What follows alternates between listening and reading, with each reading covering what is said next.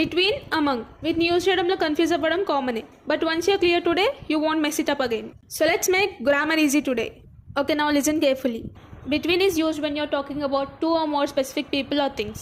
అంటే ఎవరి గురించి మాట్లాడుతున్నామనే క్లారిటీ ఉన్నప్పుడు, వాళ్ళ నేమ్స్ అయినా లేదా వాళ్ళ యూనిక్నెస్ మెన్షన్ చేస్తున్నప్పుడు బిట్వీన్ని యూజ్ చేస్తాం. There's a secret between Arjun and Teja. The land was divided between 3 brothers. Among is used when you're talking about a group without naming individuals. అంటే ఎంతమంది గురించి మాట్లాడుతున్నామో ఎగ్జాక్ట్గా తెలియనప్పుడు లేదా ఎవరి గురించి మాట్లాడుతున్నామో స్పెసిఫిక్గా నేమ్ మెన్షన్ చేయనప్పుడు అమంగ్ని యూజ్ చేస్తాం. He sat among the students. She walked among the crowd like a star. సింపుల్గా చెప్పాలి అంటే స్పెసిఫిక్గా నేమ్డ్ ఇండివిజువల్స్ అయితే బిట్వీన్, గ్రూప్ లోకల్ అయితే among. Like you have to choose between idli or dosa. ఇక్కడ స్పెసిఫిక్గా ఐటమ్స్ నేమ్ చెప్తున్నాం కాబట్టి బిట్వీన్ యూజ్ చేస్తున్నాం.